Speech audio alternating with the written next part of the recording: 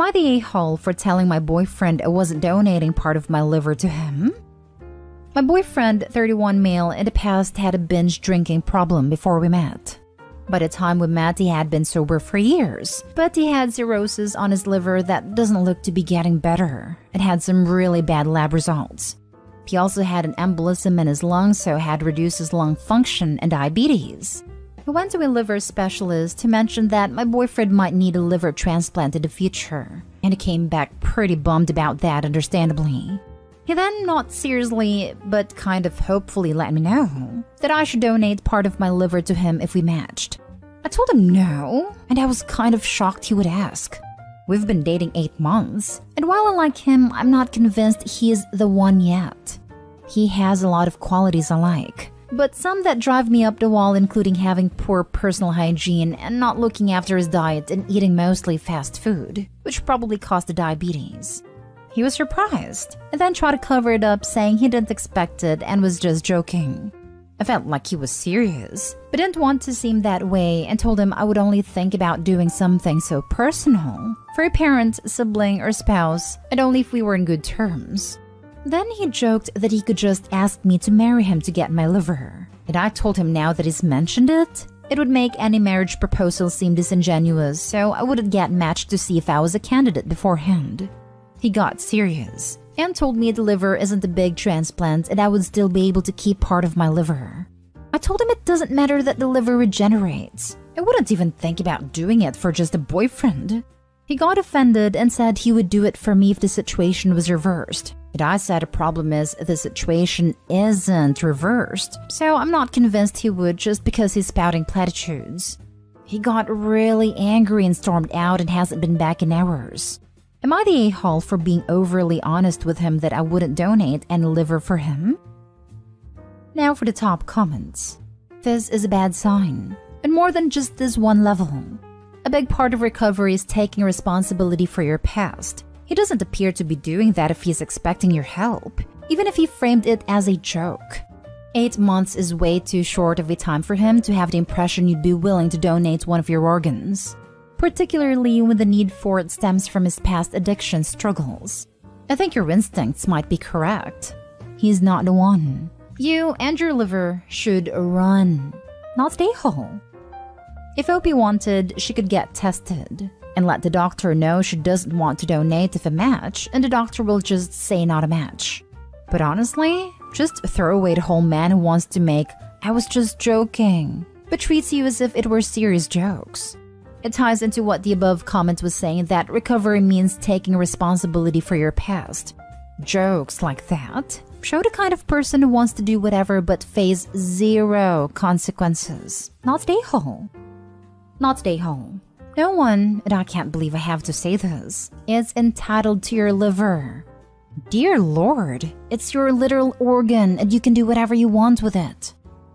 We've seen gold diggers and now we see a liver digger. Not stay home. It seems like from your message you already know deep down that he's not the one. Even if he was the one, I wouldn't do it for a boyfriend. I might do it for a spouse because at that point we are married, but that's just me. Opie, you're absolutely right. He has also ruined any future proposal with his comments too, as it will also come across as disingenuous and conniving. He definitely wasn't joking considering he kept pushing the subject after you said no. You're so unbelievably not the a-hole. Next story is titled, Am I the a-hole for deeply insulting my mom's boyfriend's son at a family event because I thought something he said was a little misogynistic? We had a little garden party a few days ago at my mom's long-term partner's, John, weekend house. His older son, Charles, was also there.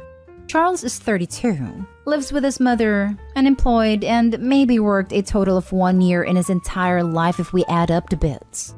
He doesn't have any mental or physical disabilities, and he has a degree in computer science. He is just lazy and always brings up excuses for why he doesn't have a job. Charles spends his days playing video games, taking care of his 2 dogs, his newest excuse to why he can't work. And he keeps his mom's apartment clean, does their laundry, and he thinks that's enough contribution. His younger brother also lives with them because if he moved out, he would have to stop financially contributing. and their mom couldn't afford to feed / clothes / etc. Charles and herself anymore. I think it's fair to say that Charles is a leech. At one point in the conversations, Charles was asked if he is dating anyone / goes on dates. He replied, "Nah, I'm not interested. Those S-words are not good for anything. They only want my money. I'm not going to let myself be used by anyone." Well, I really didn't like how he referred to women as S-words, and I found it ridiculous that he was afraid of women wanting his money, as he doesn't have any and mooches off of his mother and brother. So I laughed at his face and asked him, "What money?" That he is just a useless, broke loser who is using his poor mother, leeching off of her, and he provides no value to the world. He is a burden on everyone around him. He just said that he contributes more than enough, that I don't know what the hell I'm talking about, and that his mother owes him a lot then left. I'm not going to say that I feel bad about Charles, because I don't.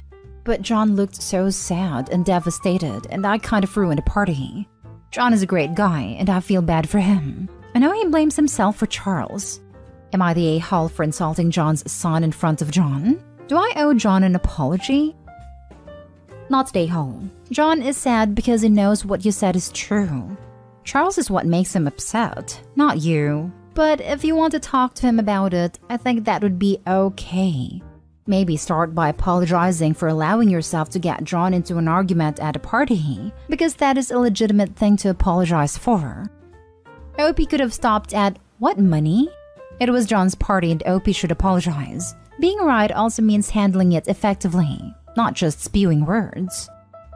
There's also a bunch of other better words to use for women than S-words, so it looks like everyone made choices that day. If Charles had used the N-word or said something about gay people, not a single person here would find that Opie out of place. But misogyny is so ingrained, it doesn't have the same impact. He deserves to be called out, shamed, and ridiculed. If Opie had addressed the misogyny, that would be different. She didn't. None of what she said addressed how he spoke of women. It was all personal insults. Nothing she said is going to make him rethink anything. She said his life provides no value, but her tirade provided no value to the cause she claimed to be fighting for. I really feel like this is objectively and everyone sucks here, but I'm going with my gut and giving you an a-hole. You are 100% correct for calling out the disgusting comments and spoke the truth to put the child in his place. But you probably violated time, place, and manner in how you went about it. He certainly has it coming, and could probably benefit from being called out on his situation. Apologize to John, but explain why you blew up. You owe Charles nothing. Next story. Am I the a-hole for not letting my dad's girlfriend force me to keep kosher? Alright, so my 16 female dad has been dating this new woman, Natalie, for around 3 years now. She's fine or whatever. I don't really talk to her much, but she's always been nice to me, except for being extremely weird about her kitchen. For reference, Natalie is Jewish and me and my dad are not. Natalie keeps kosher very strictly, which for people who don't know, meaning she won't even eat off plates that have touched non-kosher food. Eat at non-kosher restaurants or even in our houses is not kosher. There's a lot of other rules, but it would take me forever to list them all. All you have to know is she's strict about her food. And even though she's never tried to force this on me or my dad, and we don't care that she doesn't eat out / in our house, I'm getting annoyed at how anal retentive she is about her apartment. If you visit her, she asks that you not bring non-kosher food and let her cook for you. She's a great cook and always makes sure we have something to eat. But sometimes I want to eat bacon or shrimp or something, and I think it's weird to tell your underage guests they can't do that in your house even if they don't use your utensils? On to the conflict. Basically, I bought a cheeseburger with a side of popcorn shrimp on my way to our apartment, since my dad and I are staying the night. I didn't feel like eating it in the car or at the restaurant because it's weird to eat by yourself, so I brought it inside. I used one of Natalie's plates to set the food on, cause I guess I didn't just want to eat out of the bag. I don't know. But anyway, she saw me and my dad started freaking out on me about how could I disrespect her like this. Natalie went into her room. But like at the end of the day, I feel like she's over twice my age and getting mad at a child for being hungry.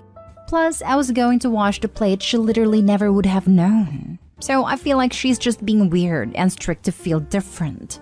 Am I the a-hole? Now for the comments. Look, dude, I get it. I've been an atheist just about all my life. And for the most of that time, I thought religion was pretty silly. I still don't have faith. But I've come to learn that if folks need structure to their spirituality, who am I to criticize as long as it's not harming anyone? More to the point, these kosher rules, which may seem like nonsense to you and me, are clearly very deeply important to Natalie. It was communicated to you how important they are to her and how seriously she takes them. And you absolutely 100% disrespected Natalie's deeply held beliefs in her own home.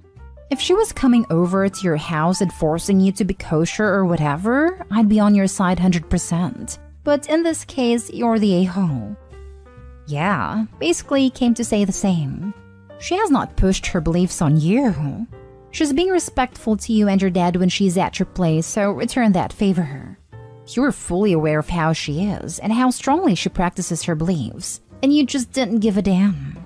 You're the a-hole. Me too. Her home, her rules. Abstaining from pork and shellfish during those periods doesn't harm you. You're the a-hole, and because this can't be emphasized enough, her home, her rules. You're the a-hole. First of all, stop pretending you were just a hungry child. A cheeseburger with a side of popcorn shrimp? You literally ordered the two least kosher things you could think of in a combination that almost no one orders. It is her house. You don't live there, and there are so many options available to you to eat and still respect her religion. Or you could have eaten at a carb, but you didn't feel like it. You're being a brat, and you know it. You're acting like this is some strange set of rules she's made up out of nothing just to mess with you. Which, even if it were so, she should be respected in her home. But it's a fairly well-known set of rules practiced by major faith. Take time to reflect on why you are so bothered about how this woman runs her home in which you do not live. Apologize and buy her a new plate. Also, didn't feel like eating out of the container, so she had to use a plate. Containers would still be rude to do in a kosher home without explicit permission anyways, but at least it's not unkoshering someone's dishes. I know Jews who keep a kosher kitchen but are cool with non-kosher food in paper plates, or in areas outside their main kitchen, like using a kitchenette in an entertainment space or eating in the living room, etc. This just sounds like a deliberate slap in the face to Natalie and her beliefs.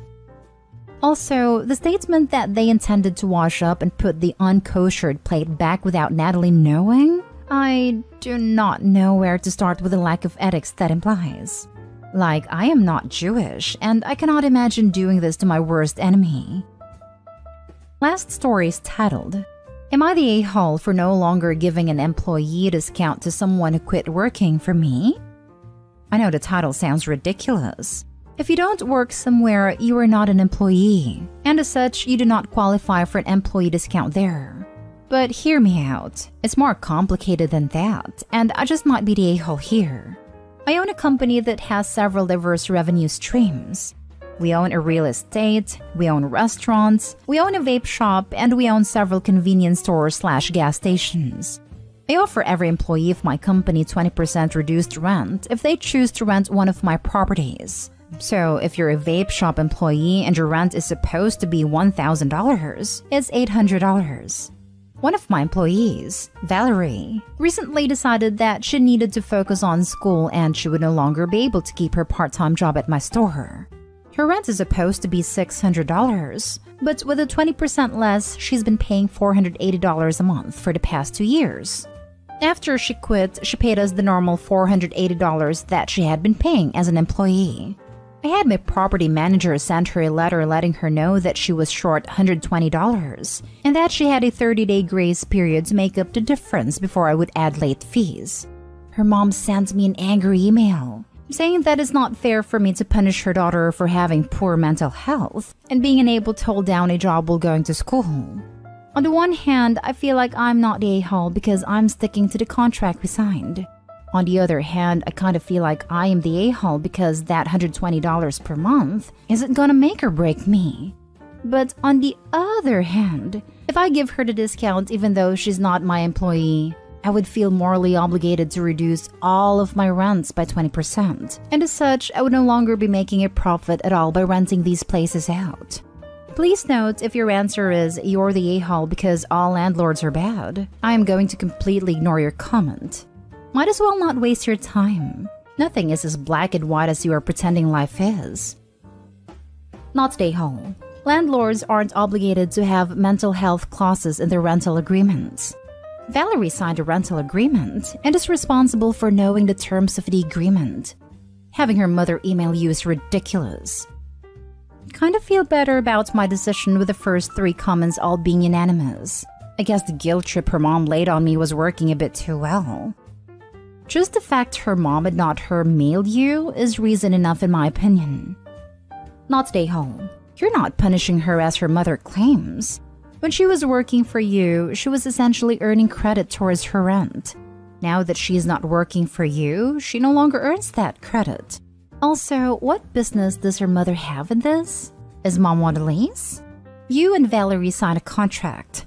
Unless mom has taken over her finances or something, she has nothing to do with this. Nah, she's not even in the same state we are. I think she complained to her mom and her mom went full mama bear.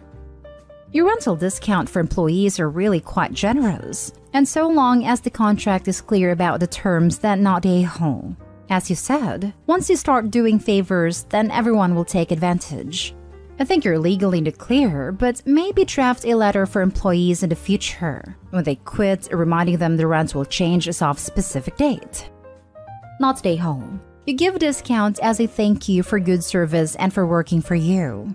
She does not work for you, so you have no obligation to give her the discount. A bit of notice would have been nice, as she probably didn't think about it. But yeah, don't give her 20% off because then other employees would feel hard done by. I agree. It would have been nice if she had given notice that she was quitting. Then we could have possibly worked something out. Lol, your reply made me giggle. I have a small company with 6 employees and quitting on the spot really screws me over. Had one quit the day before I left on vacation and almost ruined it.